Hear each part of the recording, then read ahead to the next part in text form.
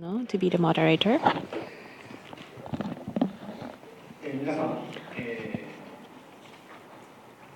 Ladies and gentlemen, hope you enjoyed lunch and you might be feeling a bit more relaxed. We'd like to start the session 2 of the roundtable. In this session, we will be focusing on risk communication and mental health care. That's the title.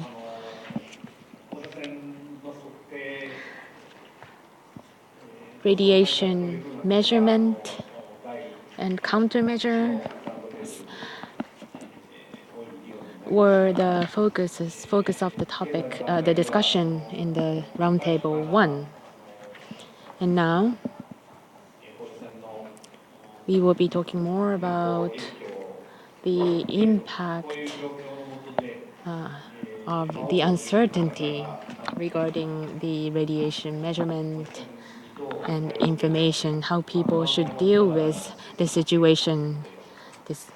Despite the uncertainty, a lot of people are living within anxiety. The fact that there has been a fallout in a massive area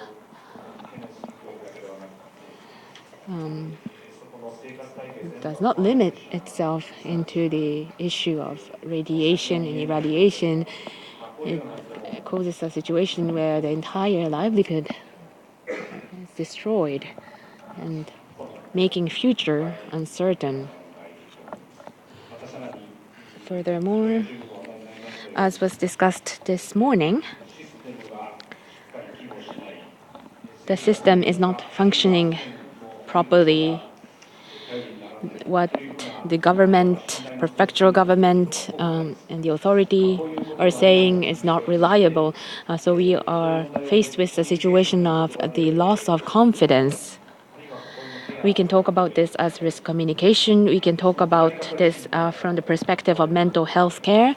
How we talk about this is also a very important matter.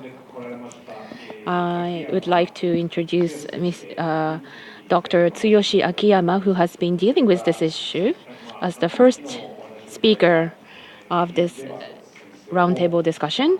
And then I'd like to ask Professor Keith Beverstock, who has also been looking at this issue, as the second presenter.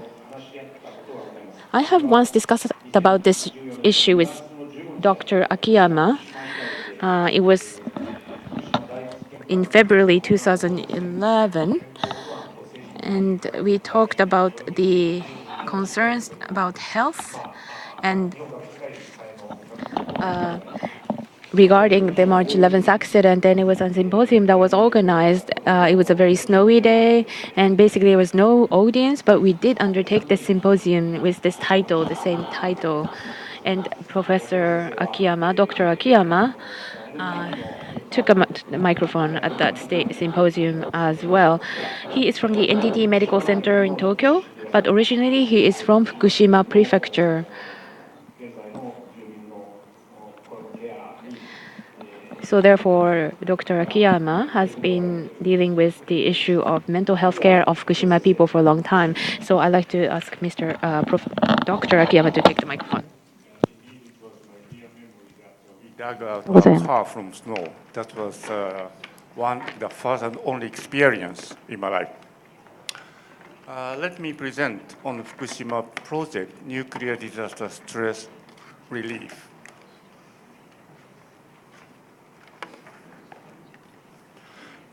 First, I'll speak about nuclear disasters and past-year nuclear disaster studies. Fukushima, and I'll explain the Fukushima project. I don't have to repeat. March the 11th, we had the earthquake. This was the epicenter of the quake, and we got tsunami. And many of you know this, so I don't speak too much. Loss of electricity supply, and the emergency generator started to move. Just until up to this point, this was the kind of ordinary disaster scenario. But then the generator was placed in the basement, not on a hill. So when the tsunami came, the generator got disabled. So station blackout. This is Mr. Yoshida, as many of you must know. He has deceased, but he led a heroic effort to try to control the plant. But explosion and escape and evacuation had to take place. And many residents from Fukushima, I believe there was some presenter, evacuee, including him. There have been many people who had to leave Fukushima. Post-nuclear disaster study. Some studies from Nagasaki and 3 Mile Island and Chernobyl. This is Dr. Kim's study on Nagasaki atomic bomb explosion. And I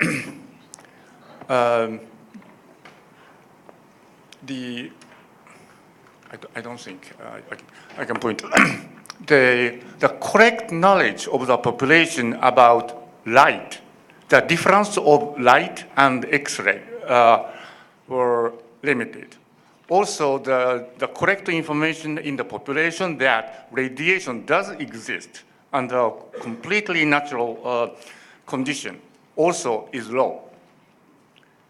And what affects the mental health of the Nagasaki residents?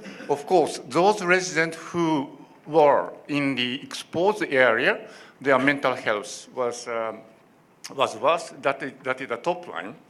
But from the bottom, you see that when people are not aware that lightning is different from radiation, then it affects their mental health. When people do not know that radiation does exist in a natural environment, it affects their mental health. This is a finding. And Evelyn Bromet is a very conscientious researcher in Stony Brook University, and she has done follow-up study for 3 Mile Island and Chernobyl. 3 Mile Island incident took place in central Pennsylvania, and while not substantial radioactive substance got released from the plant in 3 Mile Island, but mothers continued to worry 10 years after the incident, and 42% believe that their health was affected by the incident. 68% of the mothers believe that their children's health was affected. So this risk perception was related with the distress and poor self-related health. Chernobyl was the worst accident out of the 3 Mile Island, Chernobyl, Fukushima. And Chernobyl survey, 11 and 19 years after disaster, they compared 300 evacuee children and 300 gender-matched classmate controls in Kiev. And they provided medical examination and blood tests. And health of children, there was no differences in terms of mental health, physical examination, blood tests, even in grades at school. However, mothers, 11 years after the accident, 37% of the evacuee mothers thought that their children's health was bad or very bad, while only 14% of the control mothers replied that way. And there was significant differences in mother health for mental health, subjective health, and self-stigma. And most importantly, self-stigma. does your child have an evacuate friend? Green is evacuee mothers. So almost all mothers have their child who has an evacuee child. Okay, the right column. Do you want your child to get married with another evacuee child? There were around 6-7% of evacuee mothers who replied, I do not want my evacuee child to get married with another evacuee children. So this is a sort of stigma among the evacuee mothers.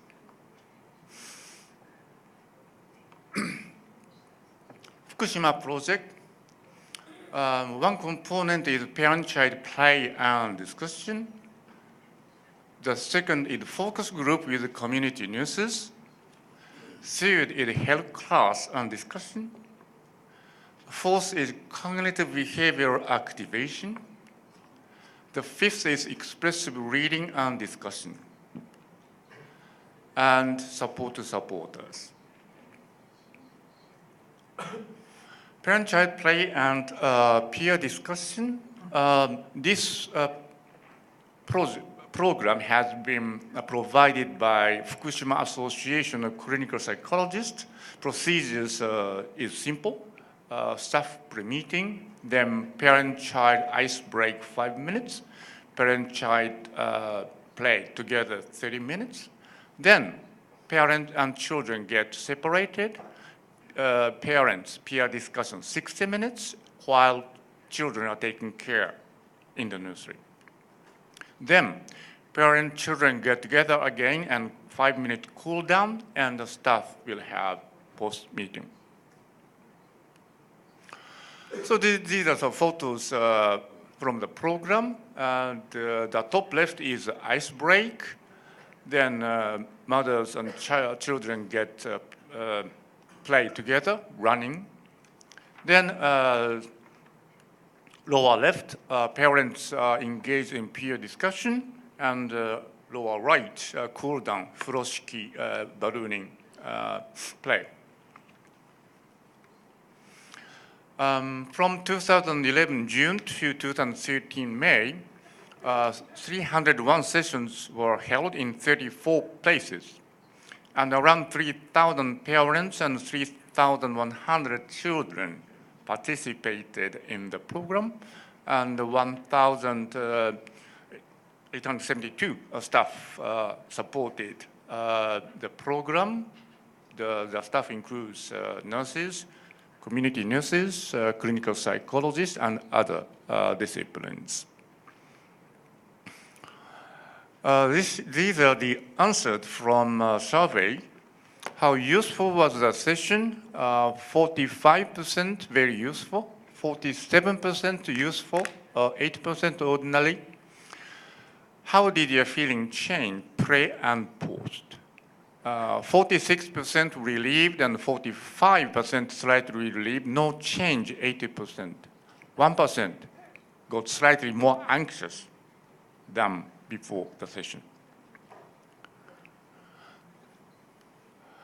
And these are the free answers.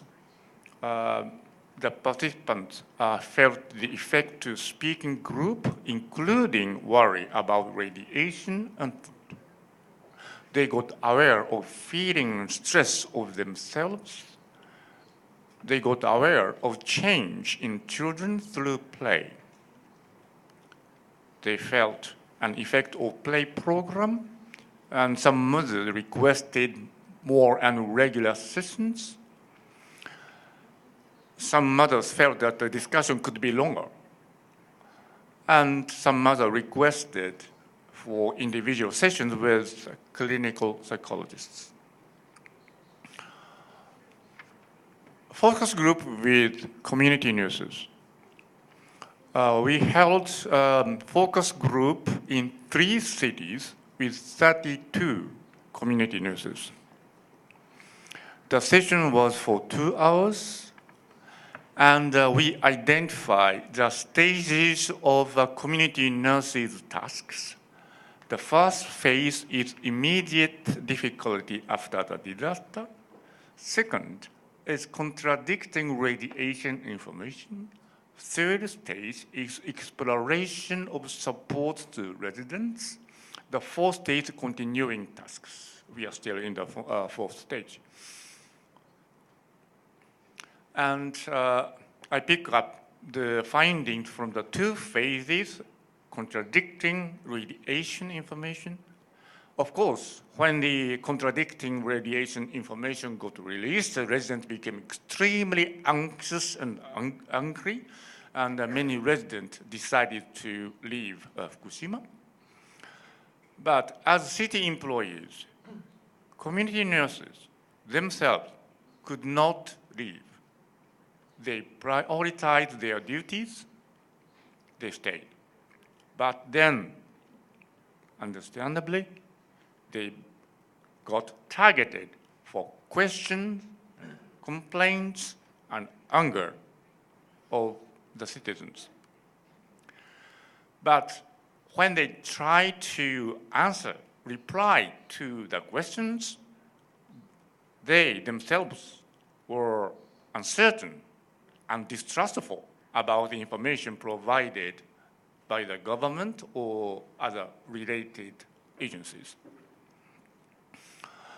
Later, they tried to provide pamphlets or more correct information to the residents through pamphlets and other means, and they started to explore, provide support, but the tasks continues.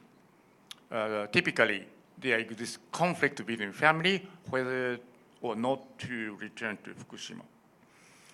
And when some mothers put together their courage and they encourage their children to play outside, then they might receive a hurting comment from neighbor or relatives. Or what dangerous things are you doing to your children? Then they get hurt. And now they are identifying a limited number of vulnerable residents who have vulnerable factors even before the disaster, but understandably, these individuals are more affected by the disaster. Cognitive behavior activation program. This program is provided by Tokyo University Group, and this is cognitive behavior model. When there takes place an event, it could be a media report which provides somewhat provoking article. Then idea, I have to be fearful of the radiation. It must be very dangerous to continue living in Fukushima. This is a biased thought. Then they could have physical symptoms, and emotionally they may feel anxious or depressed. The model is that through encouragement of action, when the participant can experience increased activity, when they can experience some pleasure or sense of achievement, we hope that these will alleviate the biased thought, physical symptoms, or emotional reactions. The intervention is called iki-iki, meaning liveliness. Seminars for mothers, 2 once-a-week sessions, 90 minutes. They do homework. This is a participatory program composed of group discussion, and we aim to attain behavior activation. These are the photos from the seminar.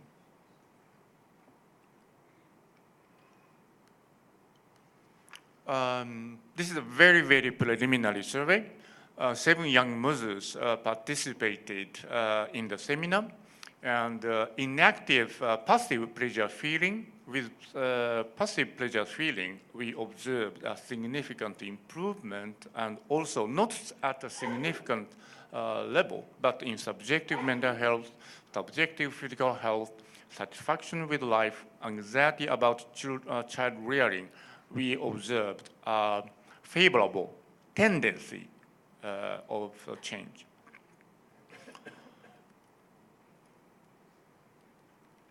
Health class and discussion.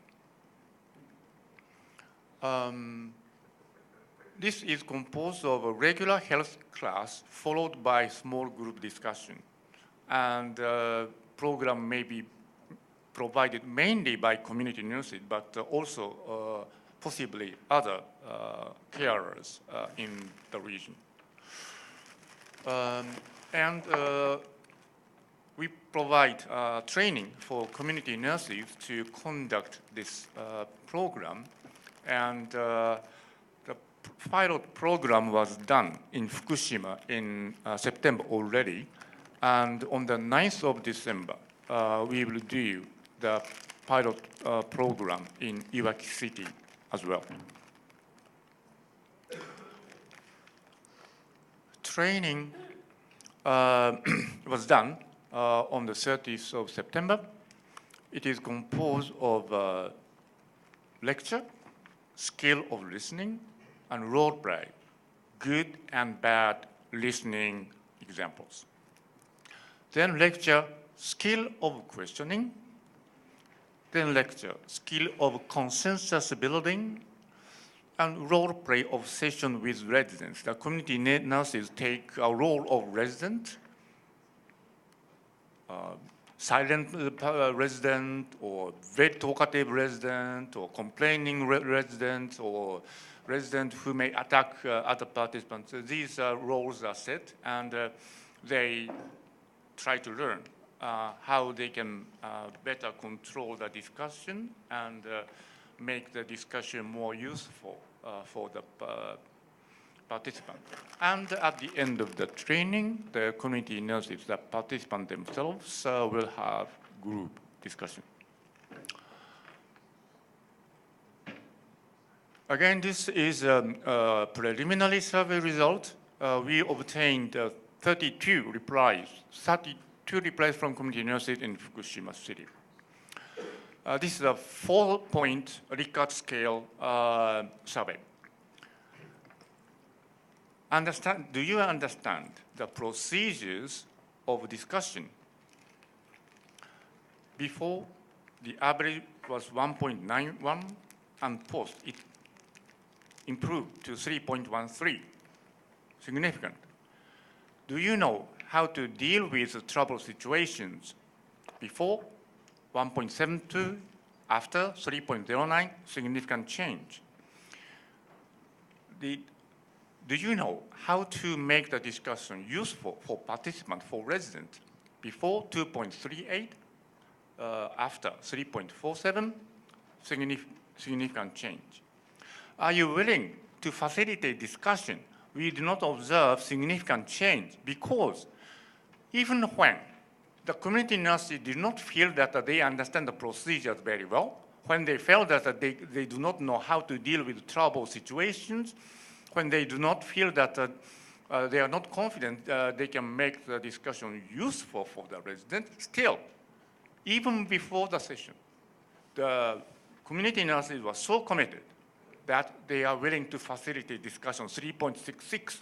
So the full point is 4.0. So there was virtually a little space for improvement, and we did not observe significant improvement. This is expressive reading by professional actors followed by group discussion program. This program has been developed in the States by an NPO organization called Outside the Wire. This group originally tried to support the stress of war veterans from Iraq or Afghanistan. But now they have a few programs, and which includes one program is for alcoholism, and the program is called rum and vodka.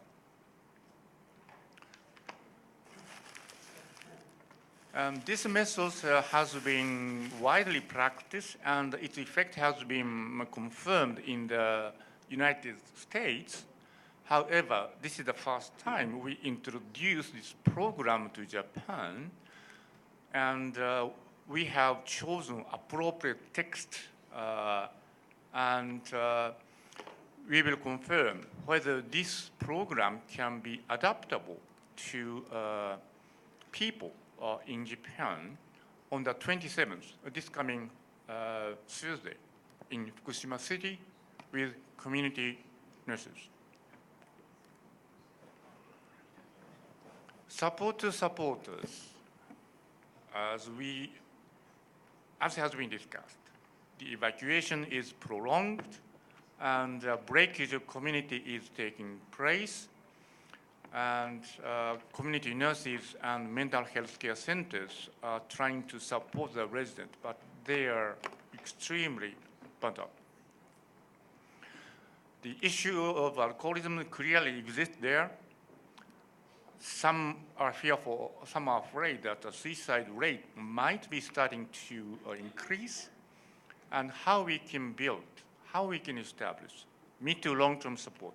As I cited from the study from 3 Mile Island and Chernobyl, we have to think at least 10 years scheme, support scheme. How can we establish such a scheme?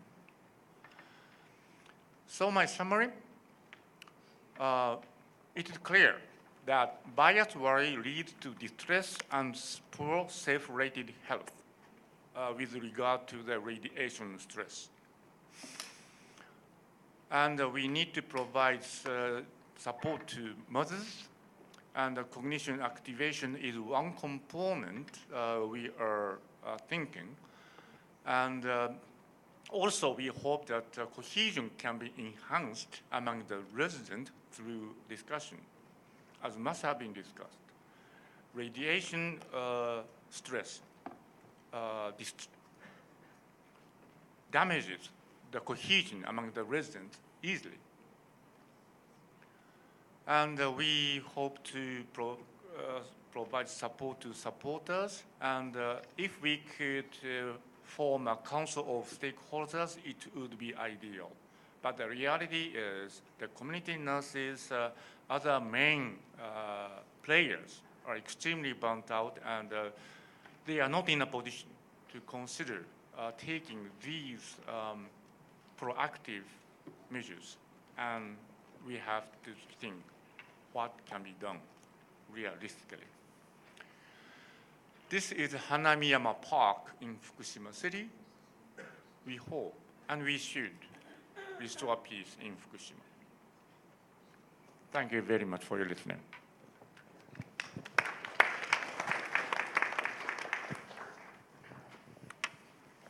Thank you very much, Dr. Akiyama.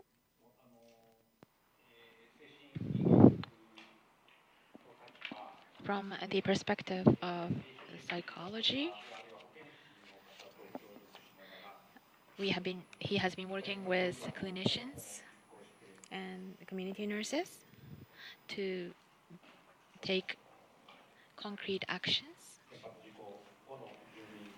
And thus, he has been trying to respond to the anxiety and concerns of the resident after the March 11th accident. The symposium I mentioned earlier in February is actually featured. Its summary is featured on the November edition of the magazine or the journal called Gakujutsu Academic. I have the copy right here with me, and I'm sure I've shown it to Dr. Akiyama.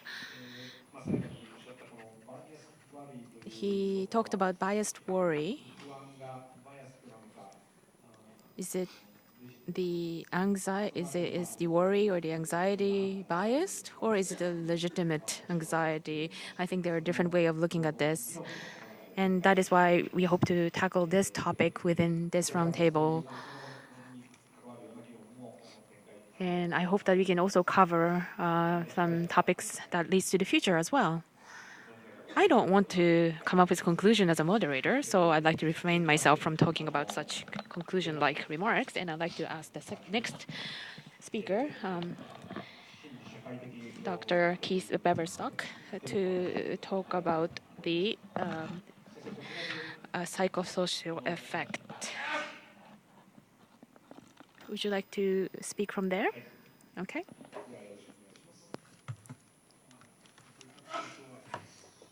Slides.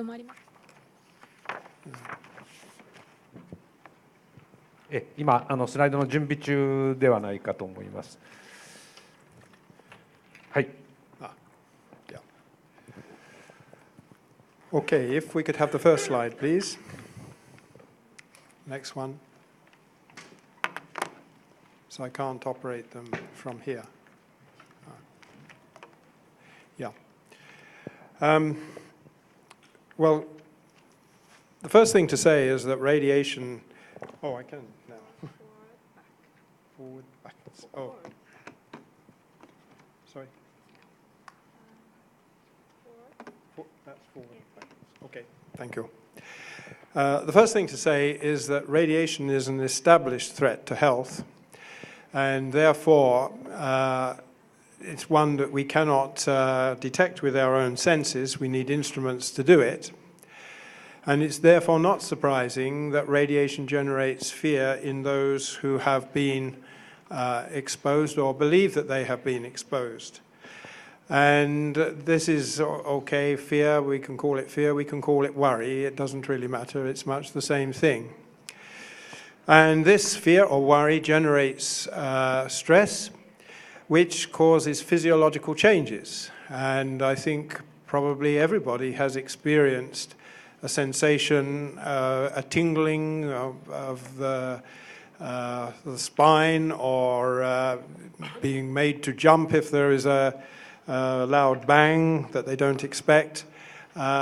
These are physiological responses of something which is essentially a mental problem. So we have come to, well, if this fear or worry persists over a long period, I mean, it's very useful as a very rapid response to a situation, but if it continues and is not resolved, then it can actually lead to physiological effects. So we've come to understand this phenomenon really since the Chernobyl accident, and it is actually a natural response to worry or stress or fear. Yeah.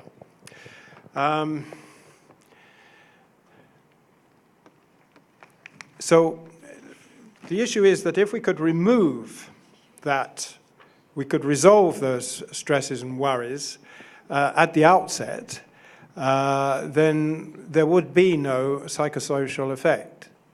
It is, in fact, removable. It's a result of a long-term problem of maintaining stress. And as I said, the Chernobyl accident was a kind of milestone in this subject.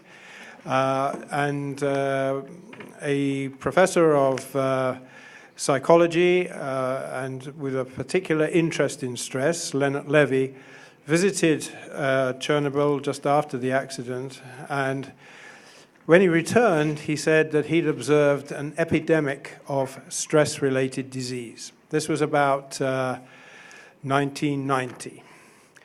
And this stimulated the World Health Organization's Regional Office for Europe to convene a expert group discussion on the subject.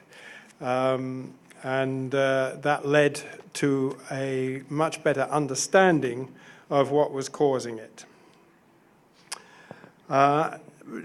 Actually, it was really quite simple. That it was actually a symptom of lack of trust in the competent authorities to protect the public health. It had many dimensions, but I don't need to go into the details of those. So if trust could be maintained, then the psychosocial effect has no need to take place at all.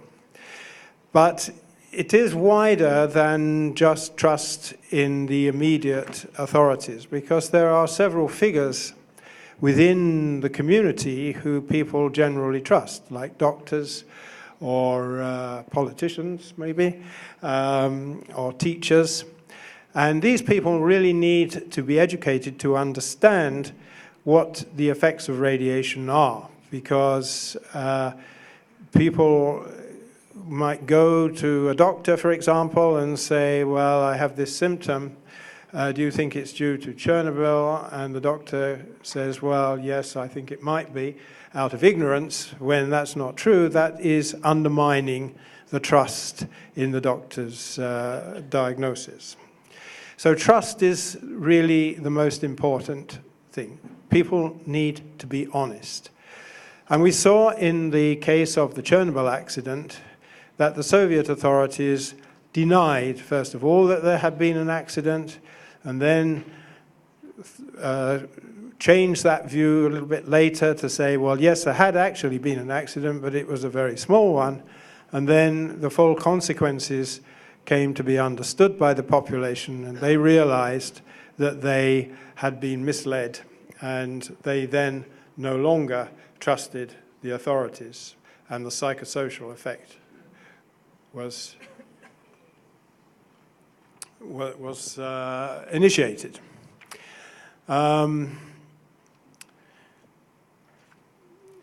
So after the accident, the United Nations authorities, stimulated largely by the economic effects of the accident, the trading of foodstuffs. Some countries refused to take food from countries which they thought it might have been affected, be contaminated. And so the IAEA took the lead in setting up two conventions, which I have referred to before, the Early Notification Convention and the Assistance Convention. And the general idea behind that was to respond to accidents in a way that didn't raise people's fears. And that was really by telling them the truth about what was happening and telling them how they could avoid exposure. And the European Regional Office of WHO saw that as an opportunity to act to minimize the potential for the psychosocial effect. And so the European Regional Office took the role of coordinating the national emergency response centers in respect of public health, with a project office that I ran in Helsinki for 4 years, in collaboration with the Finnish Radiation and Nuclear Safety Authority, STUK. Unfortunately, the decision was made to close that office in 2000, and we were never called upon to actually respond to an accident.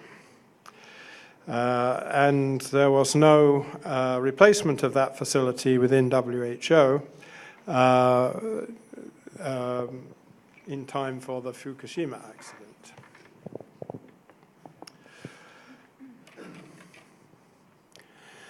So when it came to March 2011, the IAEA was supposed to have responded immediately as soon as it was notified that there had been an accident. But in fact, that didn't happen until at least the 14th of March. So that was 3 to 4 days after the accident. And that was a major failing of the UN system, as I've said earlier today. It didn't start to operate, and even when it did start to operate, it didn't provide true information. It didn't mention the releases for quite several days, although it was quite clear from what we heard this morning that people were aware that there were radioactive plumes traveling across the country. So, notwithstanding these two legally binding conventions, the system failed. And actually, it puts in doubt some 20 years of work that has been done since Chernobyl. The Finnish system did work, and it used its website to communicate with the public, and there was such a tremendous interest that the website crashed due to over-subscription.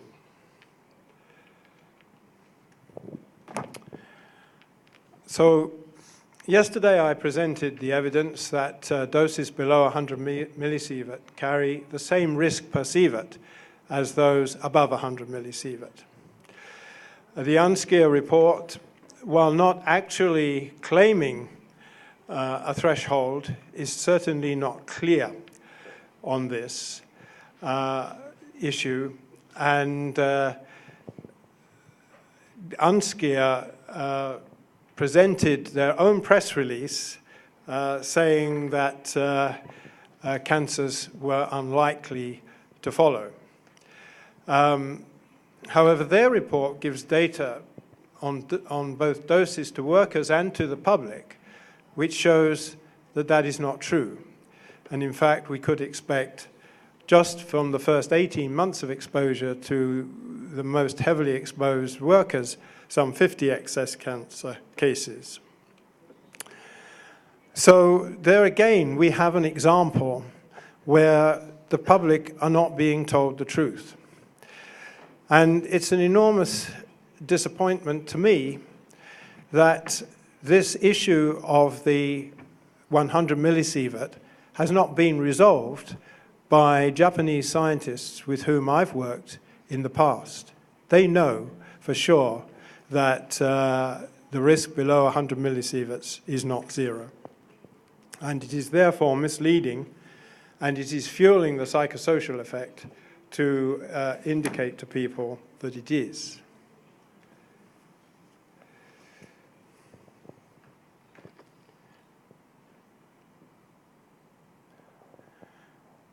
So I don't take sides in this debate, pro and anti-nuclear, because actually I'm a referee in the disputes that occur as to whether something is a consequence of the accident or not.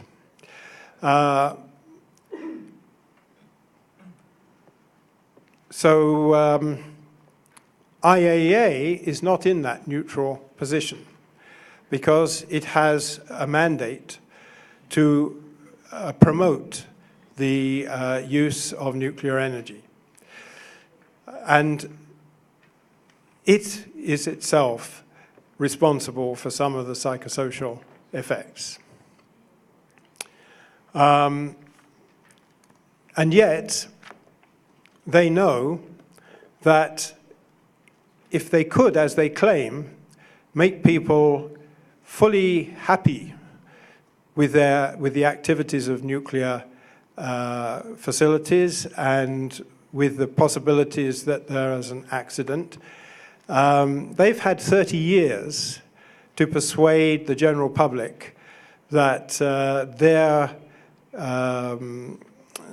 industry and their technology and their competence is safe to operate without damaging the public health.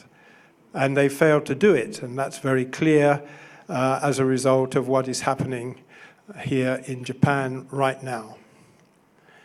So we should regard the psychosocial effect as an objective effect of radiation exposure and treat it on the same level as we treat cancer. It's not an irrational failure of the exposed population to resist the effects of radiation exposure. It's a natural consequence of not being told the truth when the situation where they might be exposed arises. Thank you for your attention.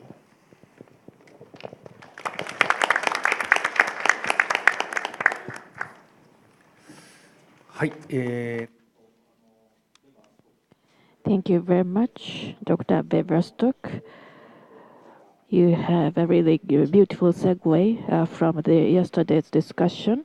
That is, international organizations did not disseminate the potential threat of radiation in an appropriate manner, and so did Japanese experts.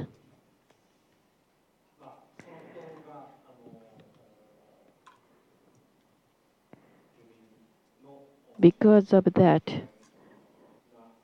there are psychosocial negative impact on the community people. So that is a logic clearly mentioned in your presentation. According to the Dr. Akiyama's presentation, you touched upon worries and fear, and you focused on how we can alleviate those fear and worries. On the other hand, Dr. Beverstock emphasized the cause of fear and worries, and therefore your perspectives are different as well as today's presentations are concerned. However, both of you are related to how we get a big picture of the negative impact on the human health. Dr. Akiyama, if you have any opinions or comments on this, I'd like to ask for it to share right now. Thank you very much. As Dr. Beverstock confirmed in his presentation right now, low dose impact on the human health is not clear. We cannot see whether it's good or bad. That's why, as to the low dose impact, there are some people that we have to fear of that, and that is one of the school of thought we can take. However, there's no clear evidence showing that there are negative impact due to the low dose radiation. There's no data proving that. There are about 3 million Fukushimans. Why they live in Fukushima prefecture? Because the radiation level in Fukushima is low, and they may know that there is an increase of radiation level. However, if these 3 million Fukushimans try to go out from Fukushima prefecture, there may be many troubles. For example, they may not find occupations or jobs, and they may leave their family members in Fukushima. And they can assume that the leaving Fukushima may not be necessarily happy. By following this logic, although they are aware of the increase of radiation level, still they have to keep living in the Fukushima prefecture. And I think this is the actual situation of people still living in the Fukushima prefecture. I believe every one of you have the biased worries. Therefore, I'd like to ask for your opinions about the biased worries as to the radiation impact. Evident Bromet, who has extensively researched this area most on the world, why he called this biased worries. For instance, if you look at the physical impact by the radiation to children, because, for instance, after parents are exposed to radiation, children had to take refuge, and there are children who did not evacuate from Kiev, and there is not significant differences in terms of the physical impact. However, mothers' perceptions are different because their children were exposed to radiation, so there must be negative impact on their children, and that's what he called biased worries. And I believe we can have many interpretations and opinions about this. However, physical health and mental health are different. According to the WHO report issued in 2012, impact on the physical impact cannot be denied. However, the biggest impact after the new NPP accident is most conspicuous in a mental psychological effect. After the NPP accident happened, Actually, workers have the biggest impact from the radiation, and there are quite a differences. For example, in case of Chernobyl, suicide rate has increased among workers, according to some reports. As to typical workers in Japan, Dr. Shikimura of the Defense University has supported and surveyed workers' health, and I believe in the future, down the road, we will see the data of workers because I cannot expect TEPCO will disclose the data in the very near future, and they may not release such data. However, if such data comes available in the future, mental health of TEPCO or workers might have a negative psychological impact, and that negative psychological impact may be reflected to such numbers as a higher rate of suicides, I assume.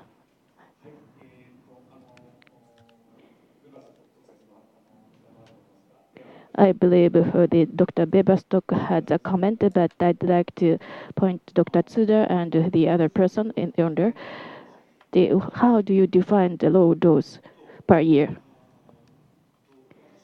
To me, I'm not a radiologist.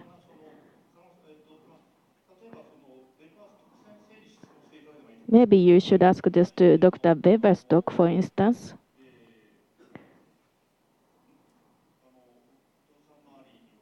I believe you can find the related comments in the summary of Dr. Beverstock. At any rate, such and such is the threshold to have the negative impact on the psychology. The number must be shown. For example, as to the NPP, 10 microsievert must be the threshold. However, there's a gray zone.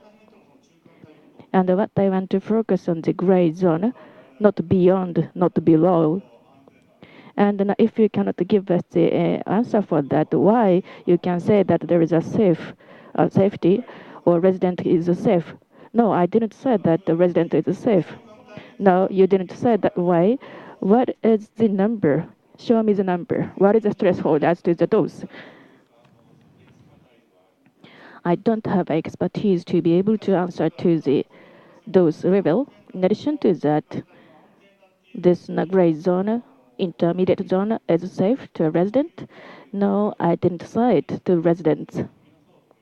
I believe everyone shares the feeling that is whether the dose is low or high, the undeniable factor is that the dose level increases. That's why more and more people leaving from the Fukushima prefecture, and there's no right for us to prohibit it.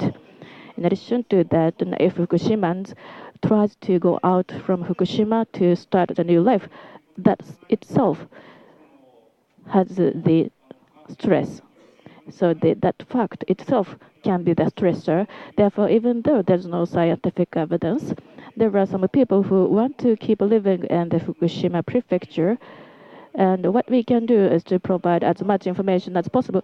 That's why we don't have scientific data. And how do you answer to that question? Sorry, I don't have such a scientific expertise. Then how you can say safe or not safe? Maybe this is out of the subject. However, suppose that this is a threshold dose and this level is safe and this level is not. I'd like to see the papers. There are tons of papers describing that. Because there are people like you, doctors, the good communication is prohibited. For example, risk communication, the ABC textbook issued by the MAF, Ministry of Agriculture. We should not be the fear monger by showing the actual numbers, but this is a really groundless myth. We have to provide the opportunities where the people can see as much as the information, scientific information, to mitigate their risks and worries. Therefore, the fact that the information necessary for such a decision is not available, that is a problem. I don't think concealing the information or distorting the information has the direct impact on the health of the resident? No. For example, if you have the carcinogenicity of 100 millisievert, we have to see it, and the Fukushima prefecture or the government of Japan should have shown it because there exists and there are reports showing that there is such data. For example, psychological fears for a patient. You should not deal with that because your roles should be in the different places. Dr. Tsuda or whoever, if you have the data showing that this level of dose can increase the risk of carcinogens or carcinoma, you have to show it. There is no such data for Fukushima. However, it's not the case for Chernobyl as well as the other data related to the health impact of the radiation. What we call LNT, linear threshold model as presented, and I believe you have to admit that there isn't a theory of LNT, right? Even below 100 millisievert, linearly, there isn't the negative health impact even with below 100 millisievert, and there isn't a global consensus about it. Global consensus? I don't know what you mean by saying global consensus. Since 1949, there's no threshold for this carcinogenicity of radiation, and this theory has never been denied at all. Not one time since 1949.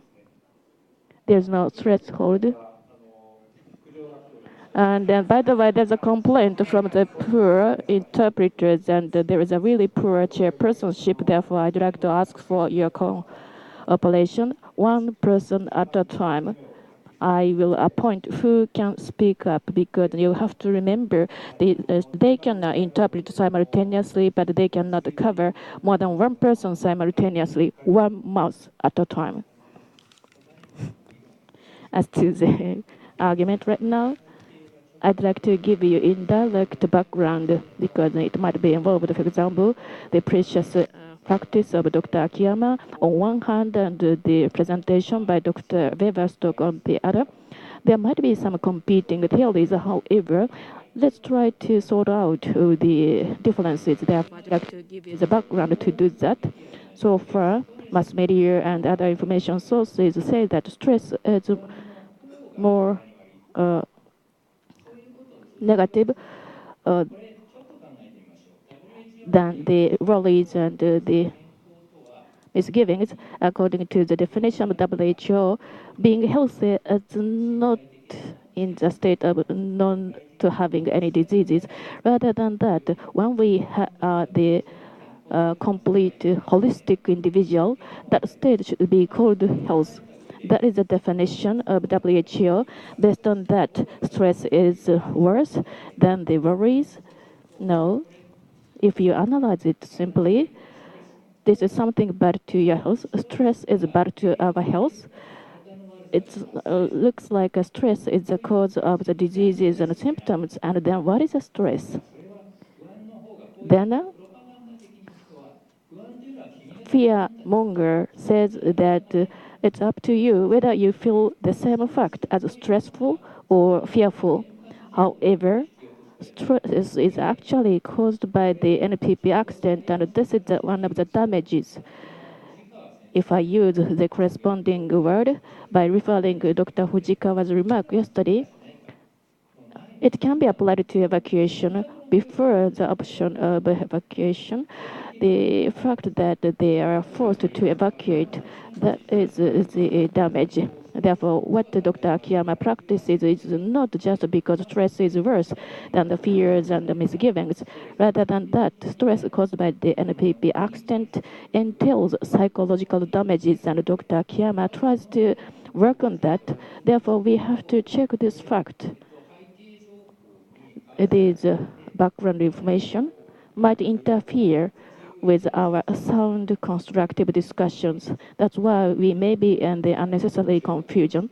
That's why I have to emphasize the importance of understanding background information. Of course, we have to have an offline discussion about the technical matters presented by Dr. Tsuda. Yes, Ms. Tanioka? we need to be the most careful about. It's been 3.5 years, so going into year 4, year 5, even in Chernobyl, rapidly there was an increase of thyroid cancer patients. So we are coming to the same timeline. So we have that situation, and I'd like Dr. Akiyama to understand the malignant tumors that are currently being detected in the thyroid screening. The number of the tumors, the number of people who have had surgical procedures, we are tracking Chernobyl. And when you think about how the normal children are contracting this, it's more than other prefectures. So they say that a typical screening would not detect these cases, but if that's the case, then they should do the same kind of screening in other prefectures to prove that it's a screening effect. So I think that there are different factors that are overlapping. And in the child victim law that I helped to pass, scientifically, it is not yet proven that there is a definite effect there, but that is why we try to be on the safe side. And if it's true that there is no relationship here, then the state has the responsibility to prove that. It shouldn't be up to the victims who are undergoing various emotions. The state has the responsibility to prove that it has no relationship. That's what the law dictates. So to say that it's all right, that there's no need to worry, the state actually has the responsibility to prove that there is no cause for worry. And I believe that despite that, the country isn't doing that. So we should be cognizant of that.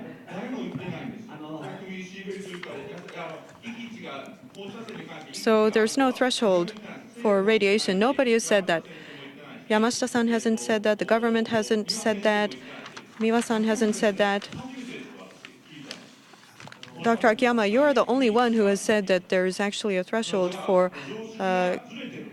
causing cancer in radiation. Just to keep this constructive, perhaps since I'm not an expert, I may have made an incorrect statement regarding dosage. But as I have showed earlier, I do not do any work in the area revolving radiation and health effects. Regardless of the situation, if the people of Fukushima decide to live in Fukushima, then it's better for them to be active. It's better for them to play with their children. It's better for them to speak to others, to talk about their anxieties. Isn't that better? So that's the only point that I was trying to make. And if you believe that there was a different statement made by me, then I'd be happy to retract that. Professor Akiyama specializes in psychiatry, and we have other psychiatrists who are with us.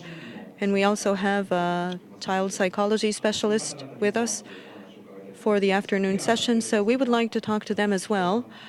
I see that Shishiro-san has raised his hand, and also Chiba-san has raised her hand. So let's hear from these two Fukushima residents. Well, my name is Shishiro, and I moved from Fukushima to Hokkaido, so we are evacuating there. My wife has given testimony at Parliament, and the other day, a priest in Miharumachi criticized my wife for giving sworn testimony, which was ridiculous, according to the priest. So in addition to my family, though, there are many families that are evacuating. And all of them, not just a small percentage, but all of them have seen the effects of some kind of health damage, and that's the reason why they were worried and evacuated. But listening to what you said, Dr. Akiyama, it sounds like the people who were worried are foolish. So you sound like the Buddhist monk from Miharumachi who criticized my wife for giving foolish testimony at Parliament. I wonder if you would want to criticize my wife in the same way. And how much evidence do you have that the people who are remaining in Fukushima are staying there because they know that it is safe? Of course, they will say so publicly because it's Fukushima, but personally, they would never say that. They know that it's dangerous. They think that it's dangerous, but they don't ever dare say it out loud. So officially or publicly, they will only say that to raise concerns like that is foolish, but nobody has the right to criticize somebody for speaking of their fears. Let us hear what Chiba-san has to say first. I live in Iwaki City, Fukushima Prefecture.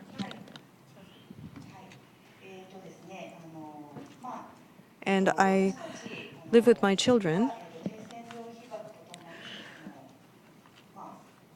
So when it comes to low dosage radiation, we live with low dosage radiation. That's a fact. And the people around me, there are people who have a sense of risk or danger when it comes to low dosage radiation, but yet they still raise their children there. There are many mothers like that. So living in Fukushima and raising children, that doesn't mean that we are accepting irradiation with our children. So please understand that fact, that we are not accepting it. And what gives us the most stress is the effects of the radiation following the nuclear power plant accident.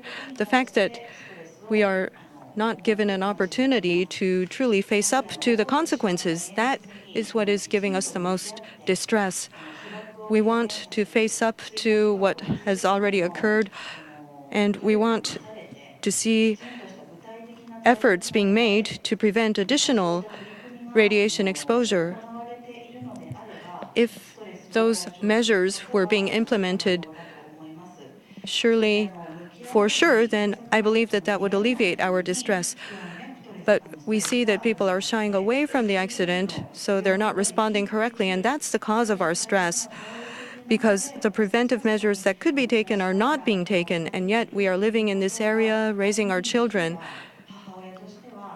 If we could observe that proper measures are being taken, then I think that as a mother I would be much more reassured, so please know that.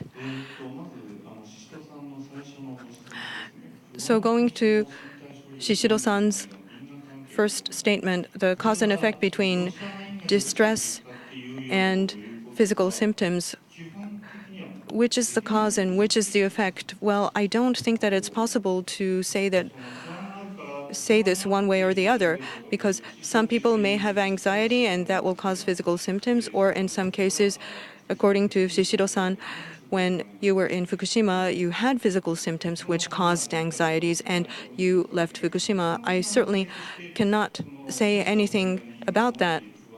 But as a general argument, there are symptoms, and when it comes to longitudinal data, there may be things that we can see. In some cases, somebody's symptoms may emerge 5 years later, or perhaps with a specific person. If we see somebody who has symptoms, then we may be able to track them for their anxiety level. But I do not believe that there is any kind of a scientific observation that supports that. As for the second point that Shishida-san raised, I think that actually is linked to what Chiba-san said. In any case, regarding the current situation,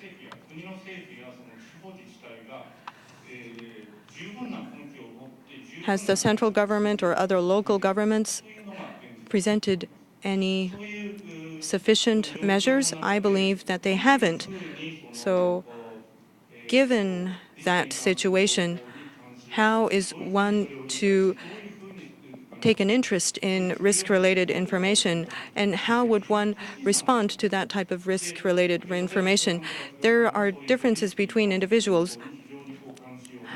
Shishiro-san takes a high interest in risk-related information and then made the decision to move to Hokkaido. Chiba-san, I believe, may be in Iwaki. And I am actually from Iwaki City, so my mother still resides in Iwaki.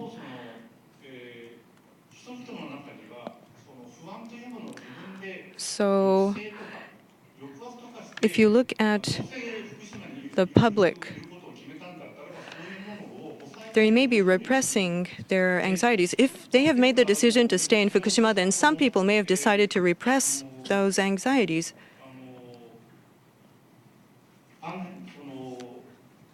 So if Shishiro-san was saying, if the residents so choose, they should be able to access various types of information. So we should be providing information that allows them to do that. When they access that information, what do they think? What kind of action do they take? Some residents may proclaim that they are not interested in that type of information. And maybe if you dig deep enough, they are worried, but they are repressing that so that they will be able to continue on with their daily lives. I think that there are many residents like that. And is that truly the wrong way to live? I don't know if you can say that. So the people who have decided to face the facts, they should be provided with the maximum amount of information possible, and that's the responsibility of the government and scientists. But I also think that there are individual differences when it comes to how do you face the facts.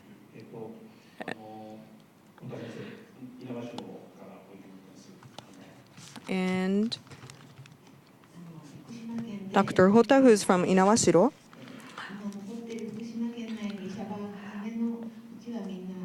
the doctors who are still in Fukushima, they have actually evacuated. Dr. Konta. So many doctors are still fearful of the situation, but have stayed, and I'm one of them. The people who evacuate,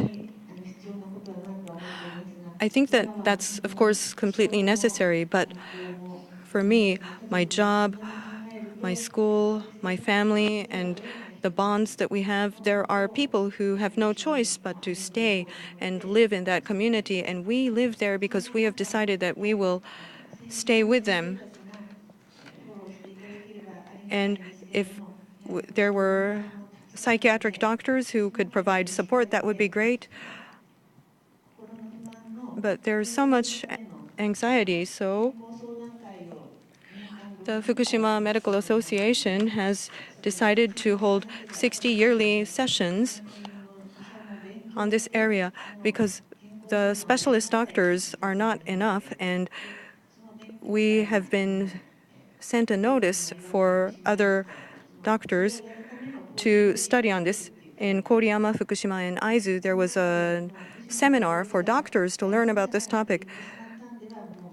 Doctors who stay in Fukushima may say that it's safe, but the patients would not trust that. So we were told that the first thing we need to do is to sympathize with them, to tell them that we understand, and we were taught that as the first technique.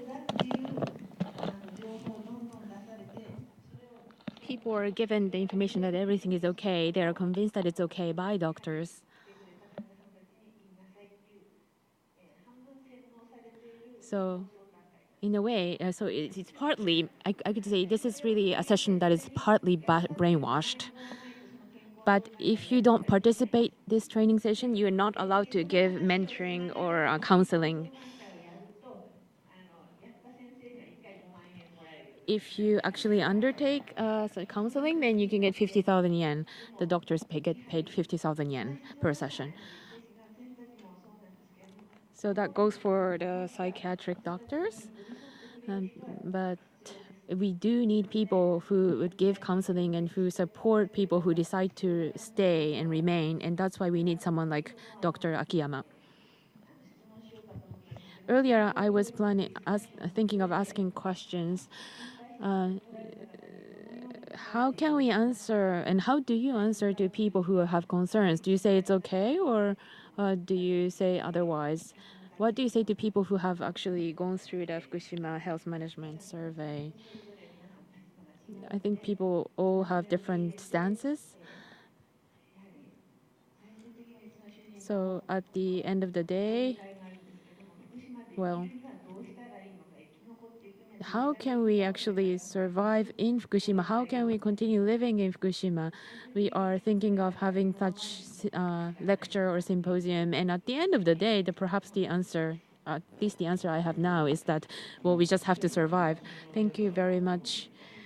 If you are based there, then you probably feel that in Fukushima, for perhaps 6 months after the March 11th, people in Fukushima had a very high interest of radiation.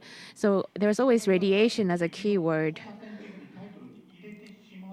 But if you add this word, radiation, after 6 months, people started avoiding events that is entitled radiation so and so. So after certain period in Fukushima, they stopped saying radiation within title of various events. So it's about food or health, etc. So after such and such lecture or training, well,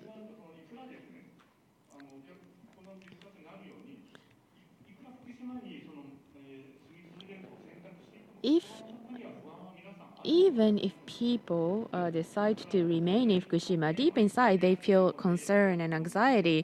So various topics, be it child rearing or food or nutrition, in every aspect of Fukushima people's lives, they are feeling the impact of the radiation and the accidents.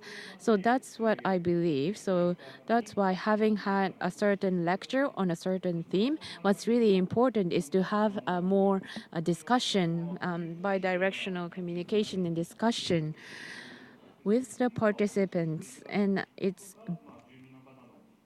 helps and it leads to better mental health of residents to have such opportunity for communication. That's what I meant, and that's what I really wanted to say in my presentation earlier.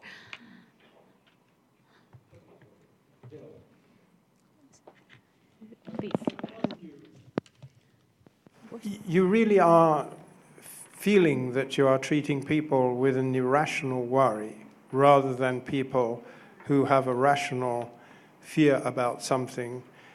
Because I think, as Chiba-san has said, if you explain the situation very clearly, people are prepared to accept some risk.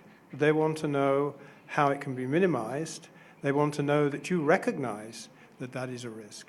I don't see the difficulty in companies like TEPCO saying, well, we're going to build this facility here, and if there's an accident with it in the future, then there's a risk that some people will get an increased risk of cancer.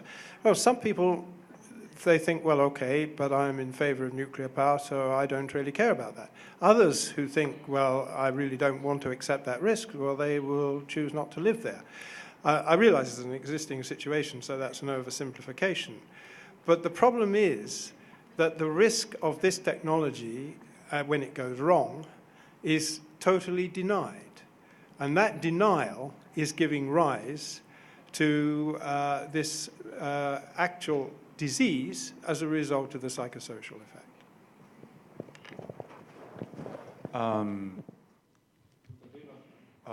I am not capable to answer the later parts of your comments, the minimization of risk information or denial of risk danger. I am not an expert in that field. I can answer to an earlier part of your comment, whether we are doing this program to treat irrational people, not at all. First of all, this program is not treatment. This is a public health program for the residents. And so this is not treatment. This is to enhance health skills among the residents, or skills of supporters like community nurses to try to support the health of the residents. This is the purpose of the program, not treatment. And I never say that anxiety, whether low or high, is irrational. Anxiety is anxiety under uncertain situations. We feel anxious, be it repressed, suppressed, or conscious. This is my answer to your earlier part of comment. 先生、そうしますと、最後のバイアスワリー。So then, doesn't that mean that you are going to take what you said back regarding the biased worry? Well, because I'm feeling a lot of pressure, maybe I can take it back here in this symposium. But biased worry is a word that Everett Worry came up with. Even though there are no difference among the children, it's the mothers that have a different understanding of their children's health status, and that's what she meant when she said biased worry. And it does not mean that it is not it is unfounded. Simply, her research was that comparing two data, and if the data is exactly the same, if the reaction of the mothers are different, then that's what she called biased worry. Well, we have a child psychologist, so I'd like to ask Kitagawa-san. I am a doctor, and for 15 years I've been a pediatric clinician, and I have also been a child psychologist for a really long time. So most of my work is to talk with actually the mothers who come with their children. So I have been talking with many mothers.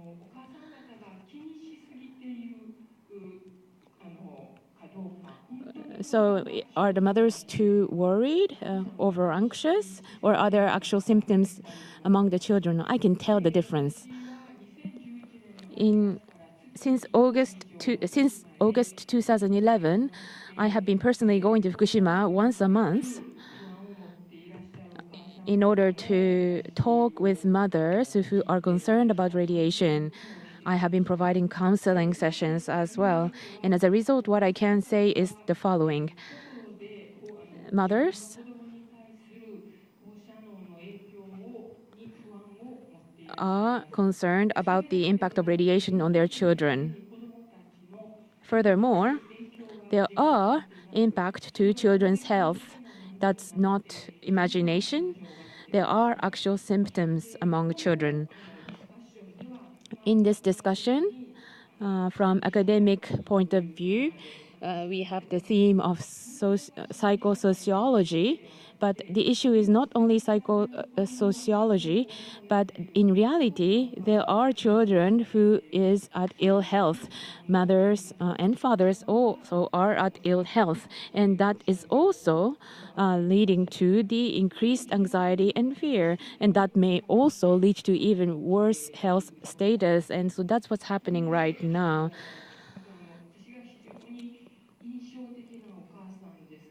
There was one mother that I remember very well. They evacuated to Yamagata and they came back to Fukushima later because they thought it was safe. But the mother, having returned, feel that there is definite impact of radiation on her child.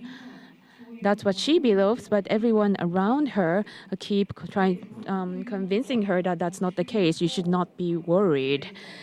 Of course, excess amount of fear or anxiety cause illness, or that in itself is an illness.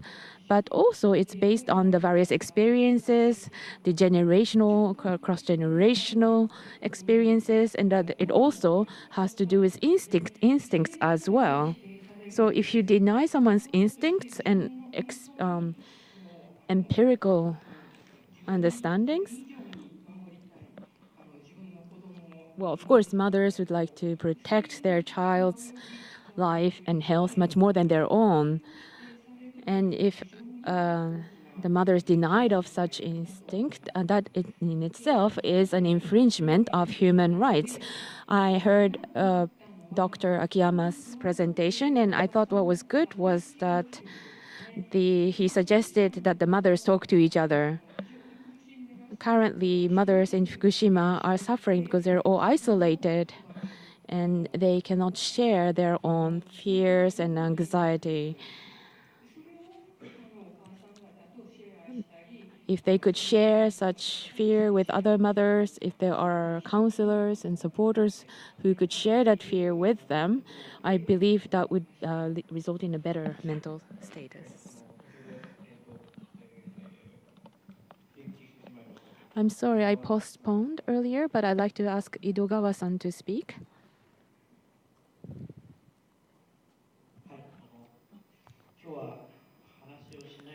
I was planning not on speaking today, but having heard Dr. Akiyama's presentation, I felt like he is very far away from reality, so I felt very much angered, just like Dr. Tsuda. I'm the only one in this room who has actually been completely irradiated directly. I'm the only one, even within the Fukushima's other participants. And you probably would not understand the experience, but I felt that my life has ended at that time. That was how I felt at that time. And from my perspective, I don't want someone from outside to tell me anything about anxiety. I don't want Yamashita to tell me about no impact under 100 millisievert. That's not for them to say. That's for the residents of Fukushima to decide. If they want to evacuate, they should evacuate. And why are Fukushima people victims? Well, that's because on 25th to 26th of January, we were undertaking a drill. The objective of drill is to how to evacuate people safely in case of such conditions. The most important element there was to utilize the speedy information to decide on the direction of evacuation. Unfortunately, the irradiated people before that at the drill, we have decided to provide the iodine tablets to people who are irradiated. But yet, the speedy information is not released. How to share the speedy information is not only the decision of Fukushima Prefecture. It is a decision that has to involve other media. It was supposed to be shared by the media as well, by television and newspaper. That's still not done. And currently, Fukushima people are still the victim of this situation. So therefore, Fukushima people, if they think that they need to evacuate, they have the right to evacuate. They were not protected. Because of the responsibility of the administration and government, they were left attended, and that's why they have negative psychological or physical effects, and that's a reality that we need to accept. So therefore, if Dr. Akiyama is doing something that is suppressing, he could be another the perpetrator, and that's what I fear. I had to go through a lot of it was hard for me to get here, even physically. I have a lot of issues in terms of my physical health, and I probably should be hospitalized, but I'm not, and I decided never to be hospitalized, and I came here struggling. Radiation is a risk and is a danger. And that's what we have to tell the children as well. So children in Fukushima are faced with such danger. Unless there are parents who are protecting themselves, then children in Fukushima need to take their own action. That's what I want to tell them. Mr. Iwata, please. First of all, basic information about risk has not been provided, and I believe this is the first problem we have to focus on. For instance, the health impact from the low dose exposure. It's unknown, and we don't have to think about that. There are some people saying that, and they use this as an excuse not to communicate. This is aptly pointed out by Dr. Kageura. That is the second harassment in my view. Basic information on the risk must have been provided to all of the people related. However, it did not happen. And it's not the responsibility by the government of Japan or the administrative offices. Maybe this is caused by the expert negligence. Of course, there are many unknown facts about the impact of the low dose radiation. However, there are some known expertises about the impact of the low dose radiation, and we have covered it in yesterday's lecture, and I believe everyone has understood it. As to the basic information on the risk, there's no information provided. Still, risk communication is considered or conducted. It's not about the elimination of the cause. It's replaced with the psychological issues. Then bias, reverse bias. For example, ground risk reputation, rumor impact. It's not caused by the radiation. Some people say that this is the harmful rumor. However, this groundless harmful rumor, there's an actual impact incurred on farmers and other people. Some people get compensations. However, if you scrutinize the harmful rumor, there's no ground at all, and the dictionary says that definition of harmful rumor is that the groundless rumor has a negative impact. However, not so many people know the definition or actual meaning of the harmful rumor. They just use this word to express the contamination and the crops grown in the contaminated soils. Then, to what degree we have to accept the risk? Of course, there is the discretion of the individuals. Still, if this is before the 311, there must be the options, whether we accept it or we don't accept it. And only when we opt for acceptance, then we can talk about to what degree of dose we can accept. For example, such and such background would be all right, and such civil would be all right to me. And then an accident happened. And because of 311, many people exposed to the radiation, still contamination remains. In addition to that, emission and leakage of radiation remains. Under this situation, whether we accept this risk or not, going beyond that selection option, what level is good? 25, 1, 100, or 0? We just talk about numbers. However, we should not be betrayed, or we should not be blind to such problems.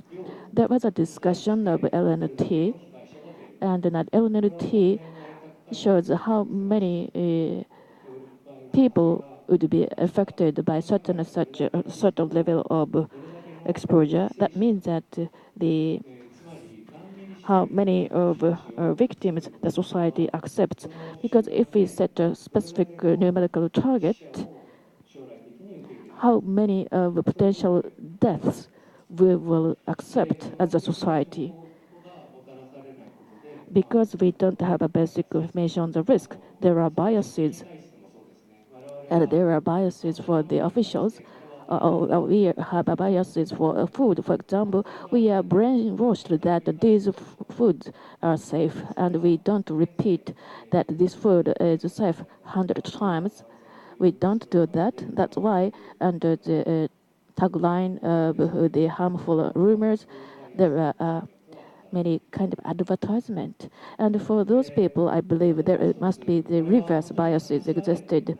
Another point I'd like to touch upon is the problem that were not discussed by many people, but we have to think about is that the radiation experts or scientists in Japan, scientists meaning that those who are I believe they are the one of the population most affected by the 311, and the stress for experts and the trauma for these radiation experts are immeasurable. Because out of the blue, they have worked for the industry and worked for the government of Japan, and they were protected without assuming so much responsibilities on their own. And suddenly, after 311, they were forced to assume more responsibility than they should have. For example, panic control that have been conducted by politicians. Now that responsibility is on the shoulders of the radiation experts. However, the ultimate decisions are made by the government of Japan. That's why experts are in a very unstable situations, and they have to assume the enormous responsibilities on their shoulders. It's not a clear lie, but they intentionally overlook the false statements. For example, what Anskia calls unlikely increase of the carcinogens in the future. That word represents that the examples and the impact of the low dose radiation is not detectable. ND is used to conceal the fact. And some newspapers that if the radiation level is below 100 millisievert or below 20 millisievert, there's no negative impact on the health. And people can remember only those simple words. However, there are some clever people, and some people realize that they are deceived when they get to this kind of information. Then, experts, psychological impact on the experts. I would call it disease, and how we can alleviate the disease happened among experts. When I think about the current risk communication, there are serious impact on the experts, such as the chair of the radiation medicine, as well as the professors of Nagasaki universities. And of course, there must be the psychological impact incurred to the experts in Fukushima prefecture. We have to be aware of the psychological impact incurred to those experts. Dr. Tsudo, Mr. Shishido, Dr. Sebastian, I'd like to ask for your opinions in this order. In addition to that, psychiatrist coming from Fukuoka, Dr. Tanaka, I'd like to ask for your comment too. Sorry for getting so emotional,